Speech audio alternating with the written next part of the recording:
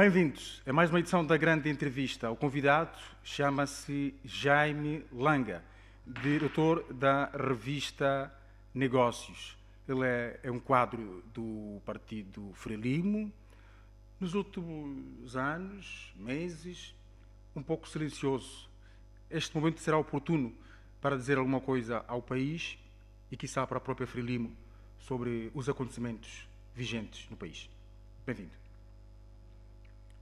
Muito obrigado, Isaac, pelo convite.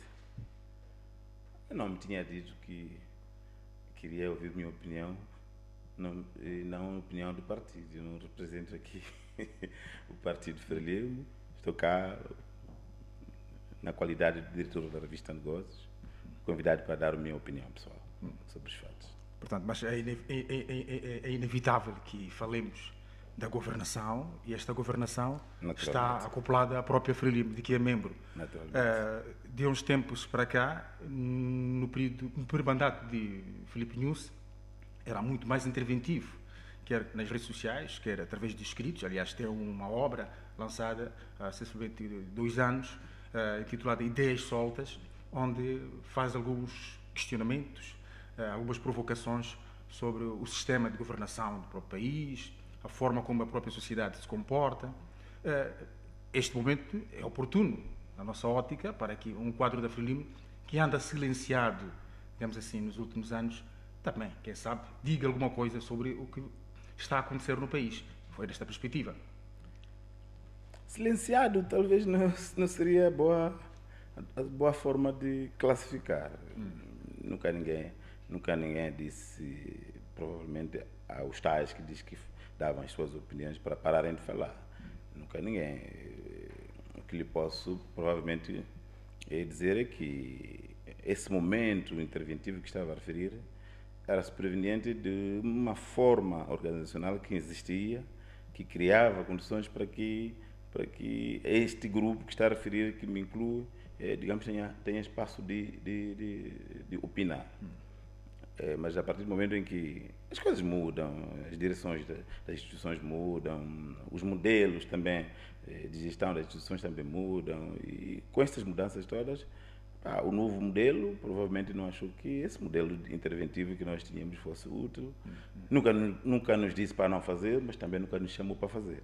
Nos chamou para fazer, diferentemente do que era antes, com o famoso G40, que era uma organização estruturalmente bem definida e tinha mais ou menos uma coordenação em termos de papel de cada um, e depois isso ficou ultrapassado com as mudanças, e eu pessoalmente tenho contribuído, tanto quanto lancei o livro, como bem disse, e também no Facebook também de dar as minhas contribuições, livre de qualquer que seja instrução, orientação do que deve ser dito, a custo e risco próprio. Ou seja, mudam-se os tempos, mudam-se as vontades. Exatamente. Disse que este grupo foi denominado na época G40, mas era um grupo que nos parecia institucionalizado, tinha uma palavra a dizer sempre. Exatamente. Sobre o modelo de governação, a forma como o país estava sendo conduzido. Não foram silenciados, não houve uma ordem superior que indicava para que parassem de ir às televisões, irem à rádio, porque, convenhamos, o grupo todo, neste momento, eclipsou-se. Pessoalmente, não recebi nenhuma orientação nesse sentido, e nunca nenhum dos meus antigos colegas, digamos, tenha me dito efetivamente que recebeu uma orientação para ficar calado. O que eu costumo dizer é que, por exemplo, a Frelimo tem uma tradição, e um dos valores da tradição da Frelimo é o respeito às instituições da Frelimo, respeito aos órgãos. Ninguém fala em nome da Frelimo se não tem mandato para falar em nome da Frelimo. Quem tem possibilidade de ter acesso à televisão pode dar a sua opinião pessoal, mas não em nome da Frelimo, se não tem mandato para tal. Como membro da Frelimo, dos 4 milhões de membros da Frelimo, cada um deles tem a sua opinião e pode dar. É por isso que aceitei o seu convite, para falar em nome pessoal. Agora, estruturalmente, digamos, um debate, digamos, bem orientado, eu não tenho participado, se alguém tem participado, não. Eu tenho sido preterido, digamos assim, então. Nunca ninguém me silenciou. A forma de silenciar é não dar orientações para tal.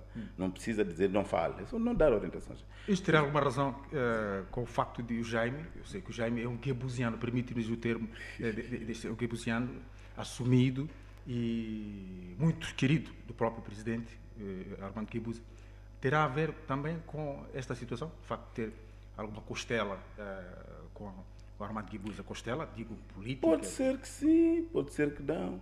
A escola que a Frelimo nos ensinou é que, a partir de Molhane, Zamora, Chissano, Guebuza, Tenhuce, é o mesmo ideal.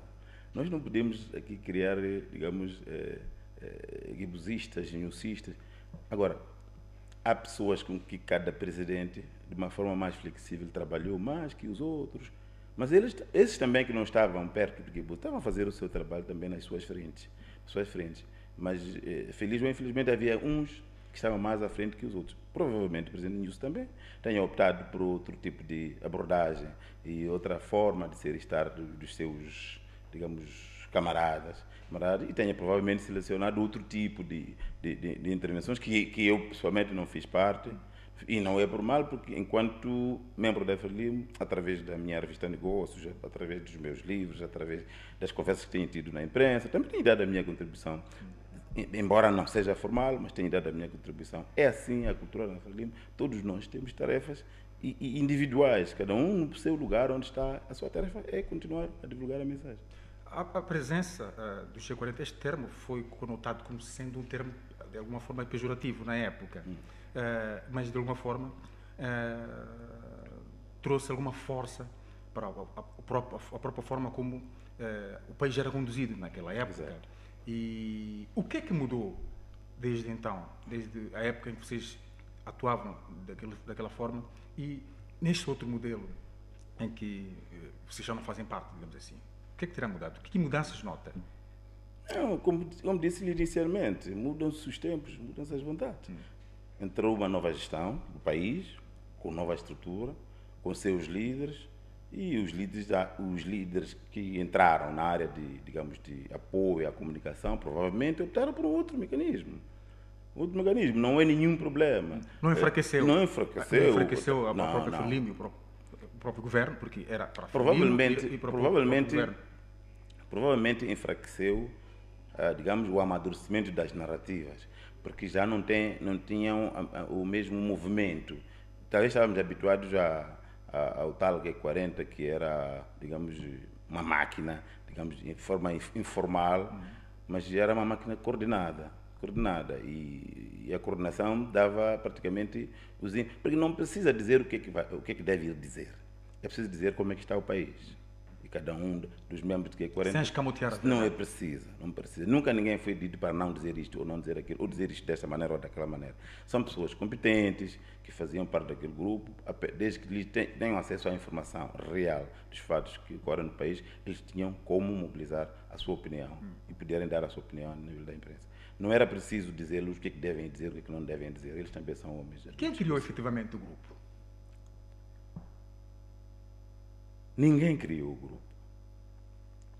A direção da Frelimo, existe uma direção da Frelimo que é, digamos, responsável pela comunicação. Propaganda. E para isso, aquela direção achou que devia convidar, que é o normal, que eu acredito que mesmo agora deve acontecer, convidar algumas pessoas que achavam, de forma aleatória, que pudessem dar uma opinião, que eram de reconhecido mérito a nível da sociedade, e juntá-los, dando sempre espaços para poderem, digamos, dar as suas opiniões.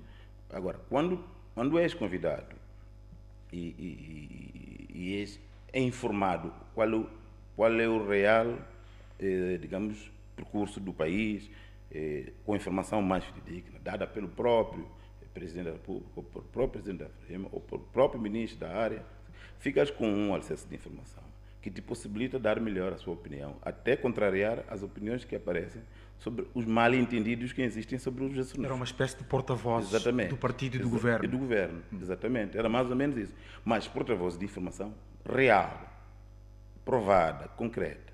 não para desenvolver narrativas de desinformação. Não era para desenvolver. Era preciso, dava-se informação concreta do que estava a acontecer e cada um tinha a liberdade de poder divulgar ou até contrariar a informação de desinformação que circulava em relação a certas matérias. E porque nós tínhamos acesso à informação real, tínhamos capacidade de poder contrariar essa narrativa, dando informação real às pessoas. Eram pagos por esse trabalho? Não. Eu, pelo menos, nunca recebi nada. Não. Se alguém foi pago, foi de forma particular. Eu não me recordo de nenhuma conversa que tive com a liderança do partido na altura em que eu devia ser pago alguma coisa. Não me recordo. Eu nunca fui pago nada, não conheço ninguém que foi pago, posso indicar que aquele recebeu dinheiro, este não recebeu dinheiro, não era necessário. O modelo como tinha sido criado não era um serviço não era um serviço que tinha que ser pago em contrapartida, não. Era uma militância. Alguns foram compensados no governo que se seguiu, compensados com cargos, alguns ministeriais, outros de direção de eu não sei se foi no processo, eu não sei se foi no contexto de compensação, mas os quadros da Frelimo são estes jovens que existem. E é destes jovens que existem que a Frelimo tinha que ir lá buscar quadros para continuar a governar. Agora, se um teve a sorte de ser compensado ou de ser nomeado para um cargo, não podemos considerar que foi nomeado porque era G40. Não, é nomeado porque ele é competente. Ele é competente para aquele cargo que lhe foi sugerido. Sim, éramos todos jovens, somos todos jovens, que na altura estávamos, digamos, na vanguarda. Então, entre nós tinha que aparecer alguns que tinham que ir continuar a dar continuidade àquele trabalho. Na vossa época, a comunicação era essencial. E estava muito bem padronizada e havia sincronismo no que os elementos do grupo diziam nos mídias, quer formais, quer informais, como as próprias redes sociais. Exato. Este modelo é para se recuperar? Acha que há necessidade disto?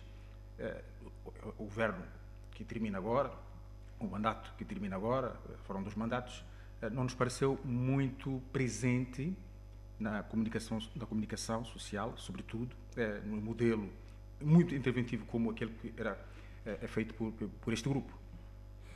Eu acho que governar é comunicar. Se quer governar, deve comunicar. E comunicar a verdade. Comunicar com responsabilidade. Eu costumo dar um exemplo da forma de comunicar, por exemplo. Se temos uma cova no meio da cidade, na avenida principal, a mesma cova pode produzir 2 tipos de notícias. Uma que diz que choveu muito e até que a cidade, digamos, já apresenta covas, apela-se ao município para ter atenção a esta cova, pode criar acidentes, pode criar danos nas viaturas.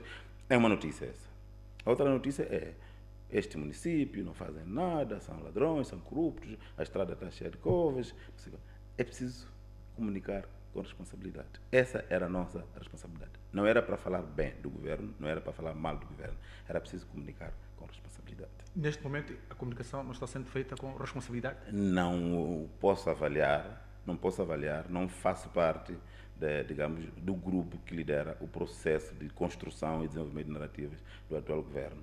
Eu, como disse no início, apenas tenho a oportunidade de dar minhas opiniões, tanto na revista Negócio, como quando sou convidado nas televisões para falar em nome individual. Não faço parte não posso avaliar, não conheço, digamos, o layout que foi criado para a comunicação. E ao estágio em que chegamos, em que a sociedade, no geral, está de costas voltadas, passo o termo, com o governo, com o partido que faz o governo, com as instituições do Estado, não terá pesado para esta situação o facto de não se comunicar como era de esperar, a forma como, ou se comunicar da forma como se está-se a comunicar e esta informação não chega, a mensagem não chega como deveria chegar ao destinatário?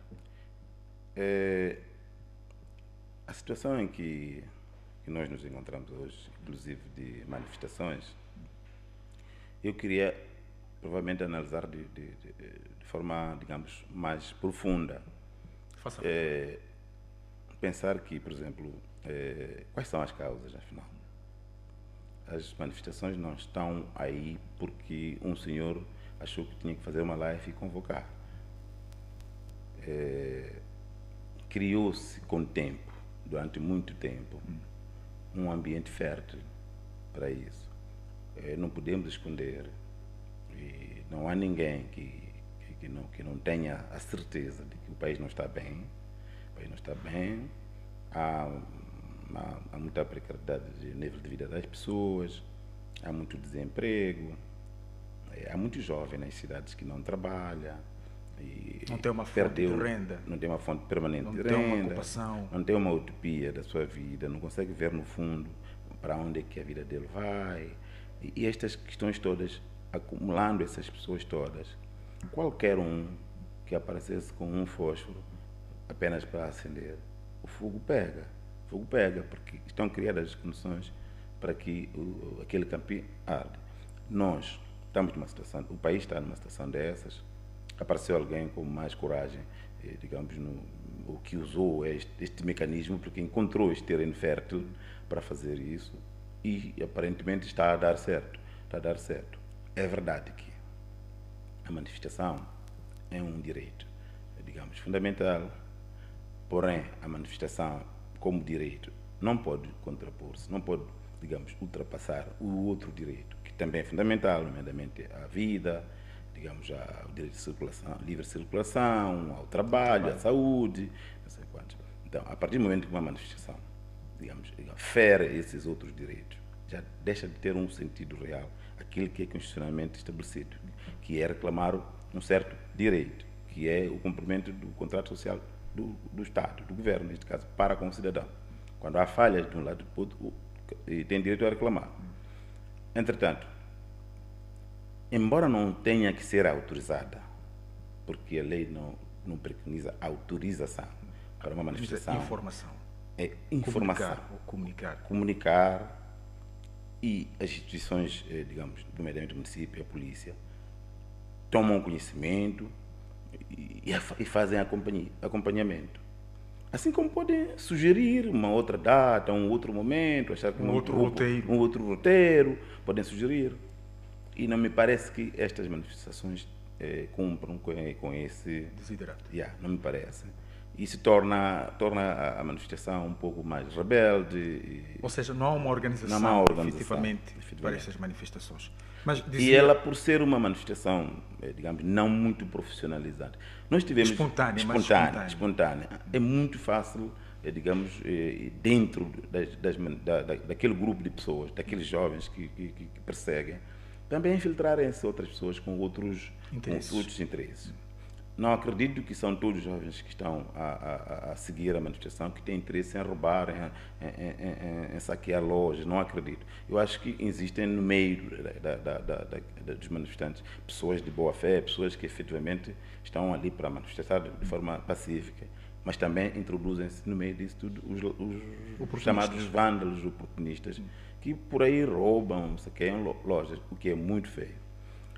A pergunta é: qual é a racionalidade de continuarmos a apostar por este modelo de manifestações, mesmo sabendo que o modelo não nos está a trazer vantagens, está-nos a trazer, por exemplo, mortes, está-nos a trazer, digamos, está-nos a afetar a economia do país, o que vai ser muito difícil de recuperar. Mesmo a ausência de Venâncio Mondlane na liderança, assim, de corpo e alma, no momento das manifestações, pode também estar a contribuir para que elas... Drasticamente. Exatamente. A presença dele, eventualmente, fosse minimizar situações de desordem, podemos assim dizer.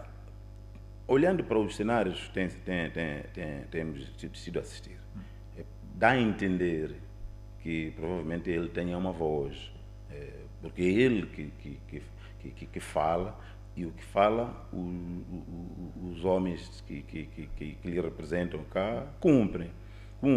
É ele que diz que quer uma manifestação no dia X, é ele que diz que temos que parar no dia X.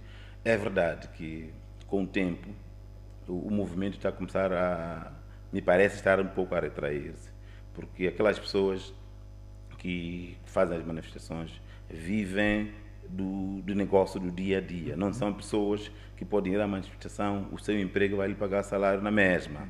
A maioria daquelas pessoas vivem de vender o dia a dia. E não interessa nem ao ladrão sair à rua e não encontrar ninguém para roubar, mesmo se for ladrão.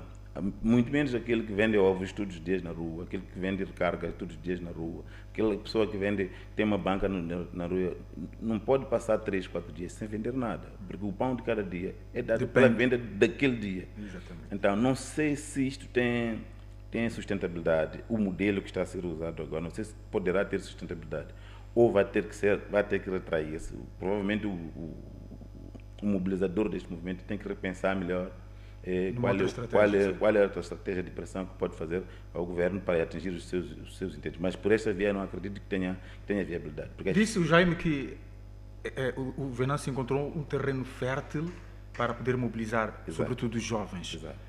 Alguma analogia com o que está a acontecer aqui, com o que está a acontecer em Cabo Delgado, por exemplo? Como é que surgiram aqui os jovens? Há muitas correntes que vêm aqui, por causa da própria pobreza, a distribuição da própria riqueza local, o desemprego, que levaram que muitos jovens fossem aliciados e enveredassem pelo mundo da insurgência. Outro modelo é Maputo, estamos a ver jovens também, numa situação com bases frágeis, a entrarem também para esta onda que estamos a ver aí de manifestações. Só lhes faltam as armas. Exato. Eu tenho muita dificuldade em aceitar a narrativa de pobreza para ser insurgente. Tenho dificuldade porque não é só o Cabo Delgado que é pobre. Gaza é pobre, Niassa é pobre, Maputo é pobre. Maputo passa-se fome, na província de Maputo também passa-se fome. Mas não é por isso que se tornam insurgentes. Eu acredito que deve haver outras razões que possam ter conduzido para que em Cabo Delgado fosse fértil, digamos, o uso de jovens para alguns fins, nomeadamente, os jovens não é por fome que têm armas na mão. Alguém lhes dá a arma, alguém lhes treina, alguém lhes orienta o que devem fazer com as armas. Então, as motivações acredito que sejam diferentes. Há semelhança, digamos, em termos de movimento. O movimento urbano é mais este que nós estamos a ver das manifestações, enquanto que de Cabo Delgado é mais armado. Mas eu não acredito que seja a mesma conduta. Pode haver, provavelmente, interesses superiores que nós não conhecemos dos dois lados. Mas, digamos, o layout do modelo é diferente. Agora, pobreza é a mesma motivação para a cidade de Maputo e não pode ser só o Cabo Delgado. Os jovens pegarem armas porque estão com fome.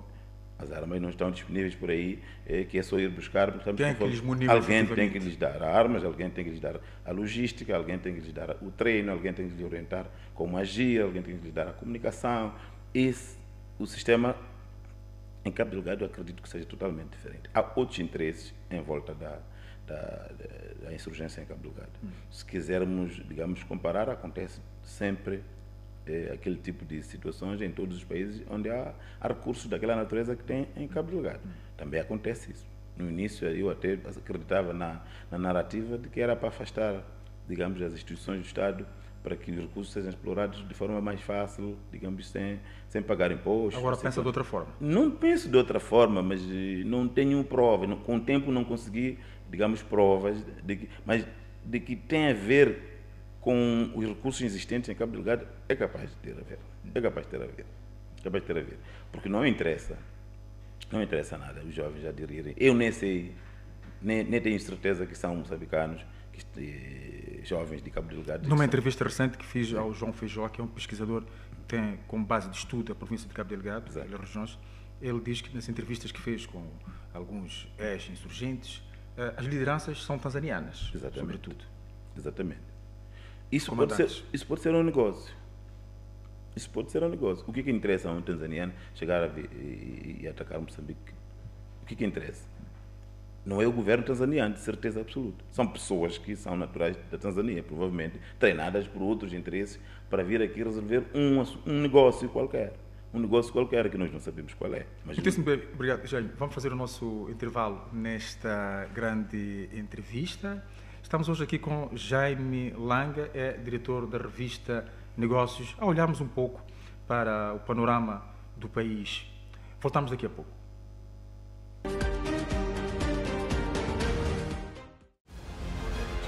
Eleições. Está no ar a edição... Feche o seu dia bem informado com o Jornal da Noite.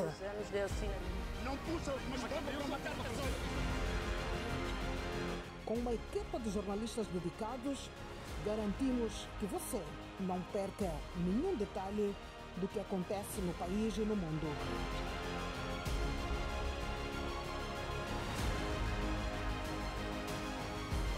Graus e a mínima de 15. Somos a sua companhia de confiança. MBC, conectando o mundo. Manchetes do dia. O resumo essencial das notícias que você precisa saber. Acompanhe Manchetes do Dia, o programa que traz as principais notícias e destaques da imprensa nacional e internacional. Análise profunda. Entenda o que está por detrás das manchetes. Cobertura completa. Do local ao global, você fica por dentro de tudo. Comentários exclusivos. Para comentar. Agora, De segunda a sexta-feira, analisamos os fatos que marcam a atualidade com os principais jornalistas e analistas do país.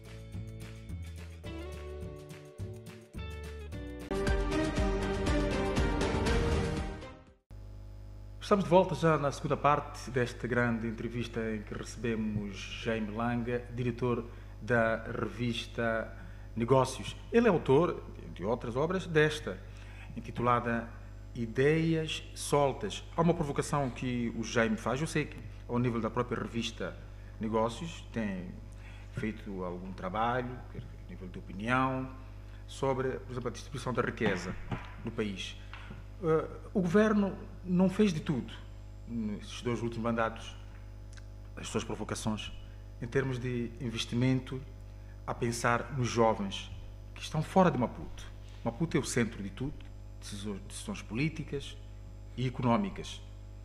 O que é que terá falhado, se me permite usar este termo, para que este governo não crie as condições para se empoderar os jovens, que são o cerne, são a maioria neste país? Ao nível das províncias, todo mundo ainda insiste em vir a Maputo. Há uma tendência de descentralização da parte administrativa do governo, nomeadamente a criação de autarquias, mas essa descentralização da parte do governo não foi seguida com a descentralização das oportunidades, digamos, de negócios e de investimentos também para o distrito. É responsável o governo em criar mecanismos, digamos, próprios de incentivo ao investimento no distrito, de forma que os investidores tenham, digamos, vontade e apetência de ir a uma província, colocar lá uma fábrica. Ao estilo dos 7 milhões de meticais que o Presidente Kibu usa. Os 7 milhões até digamos, era mesmo ao nível mesmo de pobreza absoluta, como dizia-se na altura, era um valor insignificante. Não estamos aqui a falar do valor que o Estado deve desembolsar nos distritos. Estou a falar aqui de criar possibilidade, criar mecanismos no sentido de incentivar aos investidores a investirem no distrito. Nomeadamente, temos ouvido agora em campanhas eleitorais, ouvimos o candidato da Freire falar muito em criação de bancos de desenvolvimento, porque ele percebeu que a única forma de desenvolver, digamos, a indústria em Moçambique é existirem bancos que têm fundos destinados para investimento na indústria. Não se pode ir a um banco comercial e pedir financiamento para a indústria.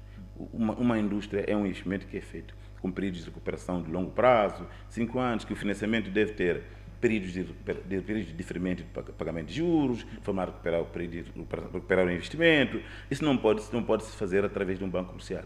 Então, é alcançável este desejo de Daniel Chapo? É alcançável. Eu apoiei essa iniciativa de que tem que se criar condições para que haja investimento no distrito através de criação de bancos de desenvolvimento. O Banco de Desenvolvimento deve ser aliado a quê?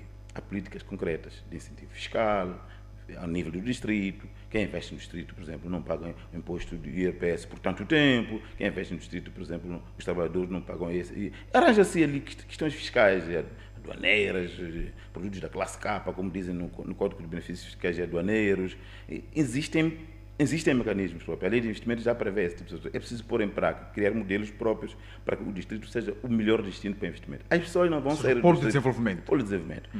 As pessoas não vão sair do distrito, deixar o seu emprego no distrito para vir passar fome em Maputo ou para vir circular na cidade de Maputo. As pessoas têm que ter Maputo como um sítio para ir passar férias, como para passar férias, como para ou para ir tratar um outro tipo de expediente, mas não para vir encontrar a vida em Maputo, porque terão os seus empregos garantidos a nível do distrito.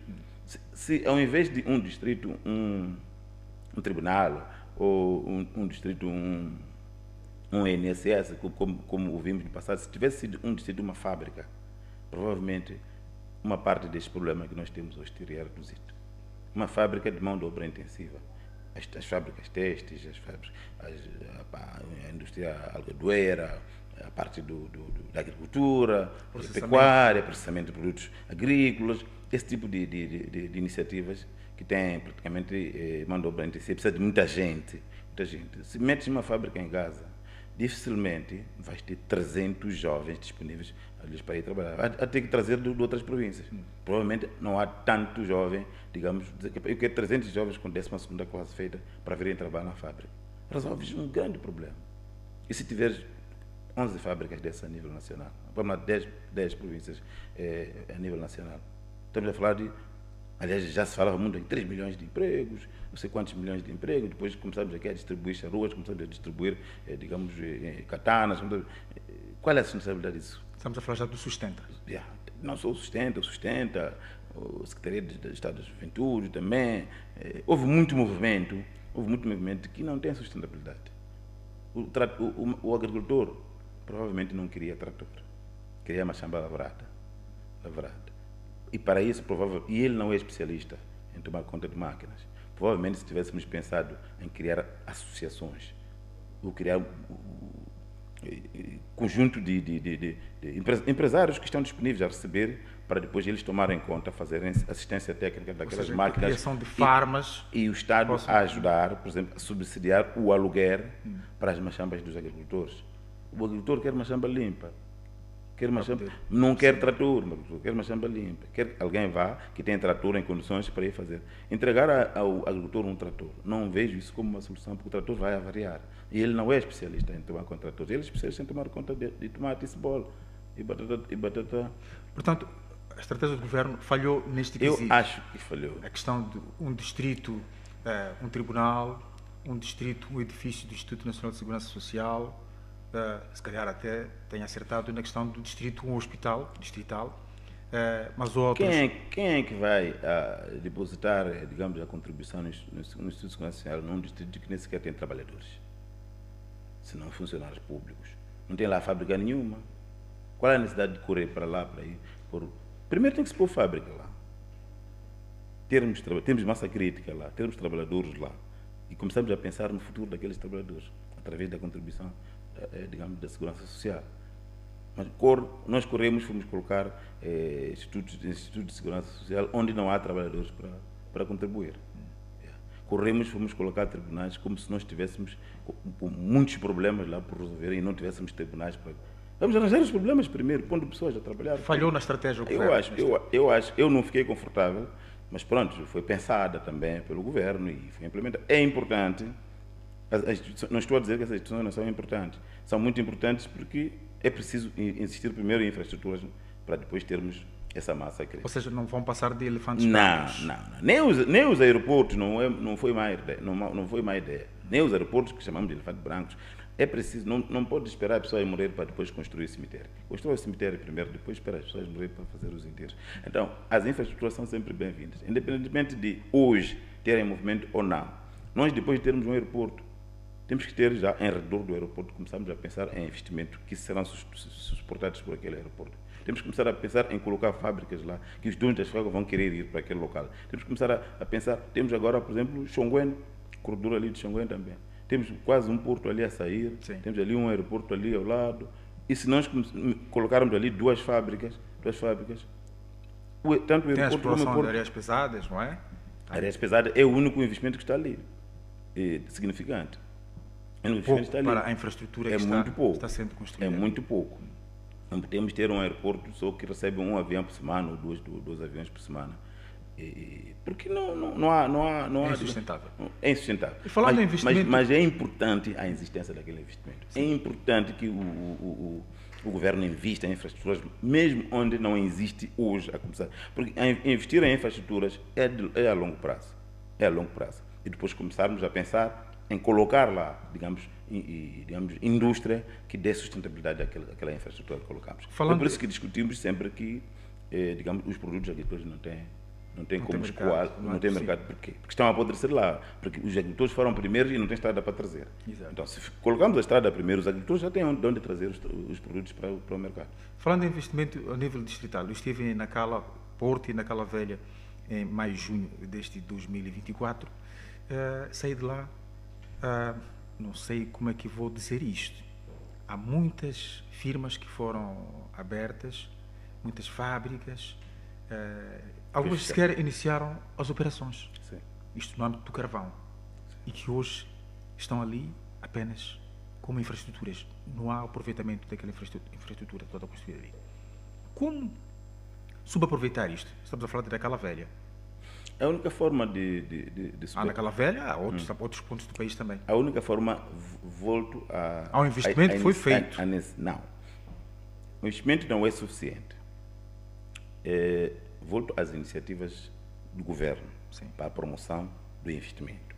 O investimento não é só colocar lá máquinas. O investimento é preciso colocar lá máquinas, é preciso colocar lá conhecimento, know-how, o que é para produzir, é preciso criar condições para o governo promover mercado para aqueles produtos que vão ser produzidos lá, é preciso criar condições para que o próprio governo ajude ou promova, digamos, conferências de investidores, não sei quanto no local. E não deixar tudo à sorte de quem está lá a investir. É preciso pôr aquilo à vitrine. O Isaac foi lá, viu, mas eu provavelmente nunca fui lá ver, nem sequer sabia que tem lá alguém que está à procura de parceiros para continuar o investimento que ele já fez. Então, a nível da província, os governos provinciais têm que fazer um diagnóstico daquelas fábricas, fazer um levantamento daquelas fábricas todas, as suas necessidades, o tipo de produto, e depois chamar empresários, digamos, de todo o mundo, criar conferência internacional de investidores, apresentar aquelas oportunidades de negócio e procurar parceiros. Hoje em dia estamos na SADC com o mercado aberto. Criar uma fábrica em Moçambique não é só para moçambicanos, é para 250 milhões de mercado, que é a SADC. Então, qualquer um investidor a nível da SADC, se achar que aquela fábrica ou aquele investimento que está feito naquela velha pode ser útil, por exemplo, para ele investir, pode aproximar e investir. Esquecendo só o moçambicano. O governo provincial tem que tomar dianteira em relação a essas matérias, tem que promover esses assuntos. E os governos provinciais têm autonomia bastante para serem eles a desenvolver essas iniciativas? Pelo menos deviam ter. Eles são os responsáveis, digamos. São os responsáveis, número 1, em garantir o cumprimento do contrato social do Estado. São eles que têm que promover o emprego. Não se promove emprego sem se promover investimento. Primeiro tem que promover o investimento para as pessoas trabalharem e terem emprego. Há uma decisão que tem que ser tomada ao mais alto nível, ao nível do governo central. Se não são eles, a nível da província, eles têm que ir buscar a decisão onde devem ir buscar. Mas eles são os responsáveis por aquela população. Para eles, a vergonha recai sobre eles terem pessoas desempregadas dentro da sua província, quando têm oportunidade de se criar emprego na província. Esse é o trabalho dos governadores provinciais. Eles é que têm que criar condições para que a província tenha investimentos. Não é o governo, porque não é o governo central que vai lá meter dinheiro. Não. O governo provincial deve promover encontros de negócios com empresários, tanto estrangeiros como moçambicanos, para tomarem conhecimento das oportunidades que têm de investir naquele local. São os governos provinciais, não é o governo central. O governo central vem buscar, digamos, políticas. Como é que nós criamos incentivo ali? Como é que nós criamos incentivo ao investimento ali? O que é que diz a lei de investimento em relação ao investidor estrangeiro que investe em Moçambique? Como é que nós podemos criar condições? Ali os investidores dizem que o problema é este. Como é que nós podemos suprir este problema? Ele, o governador, que vem buscar aqui políticas, mas não é a responsabilidade direta dele. E os nossos governantes estão preparados para isto? Vão entrar novos governadores agora, com as novas eleições. Parece-nos haver muita arrogância de parte de quem governa, de parte de quem está no poder. Ao chegar ao poder, tornamos-nos arrogantes. Não queremos ouvir a mais ninguém. Eu acho que depois de tudo o que aconteceu agora, ou que está a acontecer agora, que não sei como vai terminar, o nosso país os nossos governantes nunca mais voltarão a ser os mesmos. Uma das coisas que eu acho que deve ser feita primeiro com este imbróglio, CNE, Conselho Constitucional, eu acho que não haverá solução daquele problema por via de jogada de números apenas, sem pôr as pessoas sentadas na mesma mesa. Eu acho que o diálogo franco, bem definido, deve existir, porque o que pode acabar com isto, tanto agora e como para o futuro, não é só pôr agora sim, ganhaste, é verdade, fica presidente. Isso não resolve o problema. Porque ele vai governar o que é este país, com as suas condições existentes. Eu acho que é preciso criar um sistema que crie fiscalização das atividades do governo, através da Assembleia da República.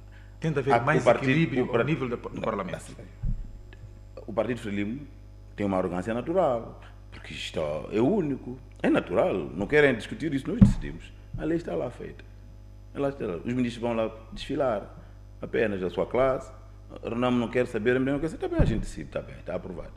Tem que acabar isto. A única forma de nós acabarmos isso é criarmos equilíbrio na Assembleia, haver debate concreto, de assuntos concretos, haver iniciativa de lei que seja fiscalizadora as atividades do governo. Isso, se acontecer, sim, podemos começar a ter, digamos, uma CNE como deve ser. Não, a CNE de hoje é um jogo de interesses partidário. São partidos que estão ali e uma tal classe, digamos, sociedade civil, que também são membros de partidos, que estão nessa capa ali, são membros de partidos, estão ali, mas em nome de sociedade civil. Enquanto tivermos uma CNN daquelas, vai ser um jogo de interesses, vai ser arbitragem do jogo de interesses. Não vamos ter uma CNN profissionalizante que vai querer, digamos, justiça eleitoral, como se diz, assim como nós estamos. Não, eu acho que neste momento há necessidade de cada um dos membros. Eu se fosse o Conselho Constitucional, convocava os presidentes de todos os partidos, sentávamos, íamos, sem precisar de negociação entre um e o outro. Todos os partidos políticos que participaram nas eleições, sentar com eles e procurar um caminho de diálogo franco. Um caminho de diálogo franco e resolvemos o assunto por sempre. O governo de unidade nacional é uma brincadeira. Aquilo não vai mudar nada. Vamos fazer um governo de unidade nacional. É falso. Isso é o quê? É levar ministros de outros partidos e colocá-los ali. E vão ser engolidos pelo governo do dia.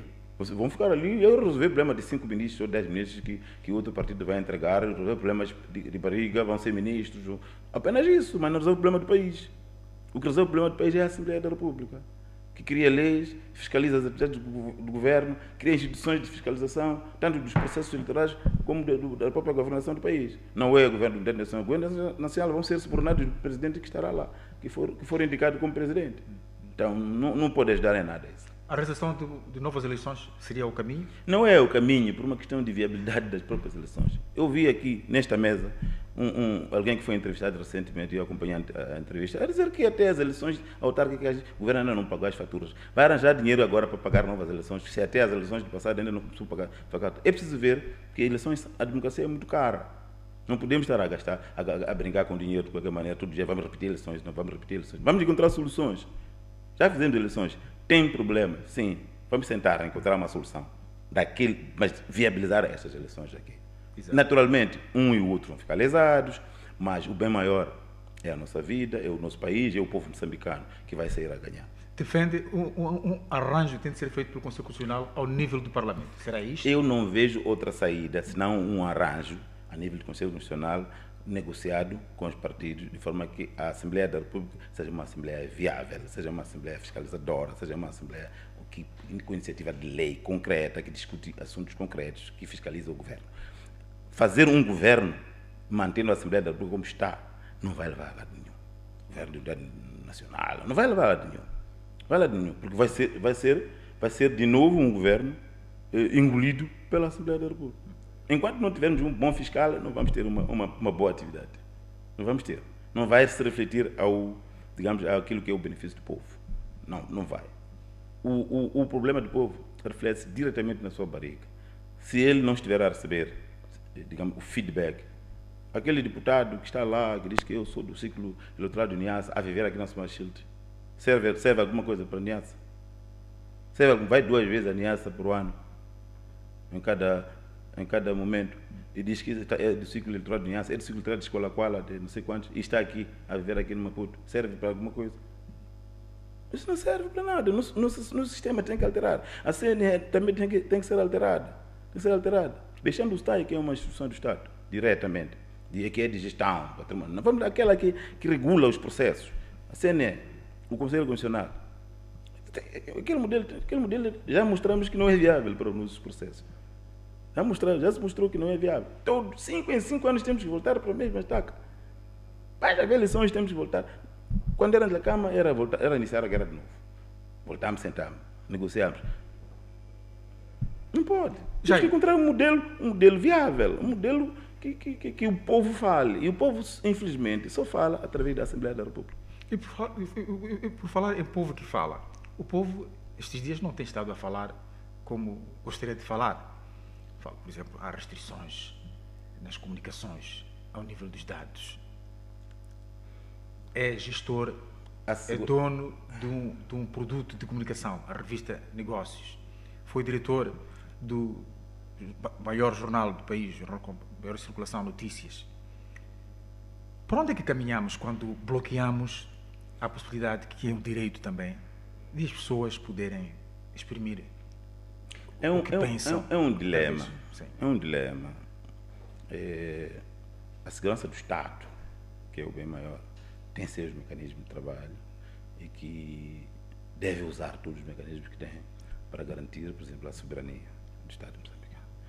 Eu fico prejudicado quando a internet é desligada. Qualquer um de nós fica prejudicado. Há pessoas que a única forma de trabalhar é por internet. Há pessoas em Moçambique, muitas pessoas trabalham nos Estados Unidos sentados aqui em Maputo, usando a internet, e ficaram todas essas pessoas prejudicadas por causa disso. Mas, se este mecanismo de desligar foi estudado como sendo um mecanismo mais viável para controlar e garantir a soberania do país, nós teremos que nos submeter, infelizmente. Infelizmente. Cria prejuízos aos nossos negócios, cria prejuízos aos bancos, principalmente, que ganham dinheiro por segundos de internet, cria prejuízos às empresas de telefonia móveis, que ganham dinheiro em segundos de internet, mas o bem maior é a soberania do Estado. Aí, infelizmente, temos que aceitar. Temos que aceitar. Eu aceito com lágrima no canto do olho, gostaria de ter internet, mas quando alguém me diz que se nós ligarmos a internet, colocamos a soberania do Estado em risco, o que queres que a gente faça? Quando já me viu militares em plena cidade, eu sei que é do tempo, é do outro tempo, tem aparência jovem, mas já tem alguma idade. Quando viu militares na cidade, o que é que lhe veio na alma? Não, eu fui muito bem sensibilizado com o discurso do Ministro da Defesa. Foi um excelente discurso. A comunicação que o Ministro da Defesa fez no dia anterior foi bem esclarecedora qual seria o papel dos militares. Os militares estavam exatamente a exercer o seu papel de defesa da soberania do Estado. Havia ameaças de ir à Ponta Vermelha, ir à piscina da Ponta Vermelha, ir não sei quantos. Entretanto, os militares só seriam ativos se esse risco existisse, se a polícia não pudesse controlar isso. Enquanto a polícia estivesse em cima a controlar os movimentos, os militares ficavam por detrás a fazerem limpeza da estrada, que é o seu papel social, civil. Limpeza da estrada, tirar as pedras, tirar os pneus, desobstruir as estradas. Esse é o papel dos militares. E fizeram muito bem. Eu não fiquei assustado por vê-los, porque sabia qual era o papel deles na estrada. Não era para disparar, e não dispararam nenhuma bala, porque eles estavam atrás da polícia. Sempre só aproximavam quando a polícia mostrava que era necessário eles aproximar, porque a polícia já tinha controlado a situação.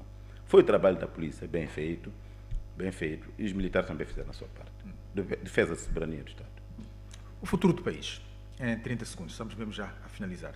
Como é que a gente vê o futuro do país, o futuro dos nossos filhos, dos nossos netos?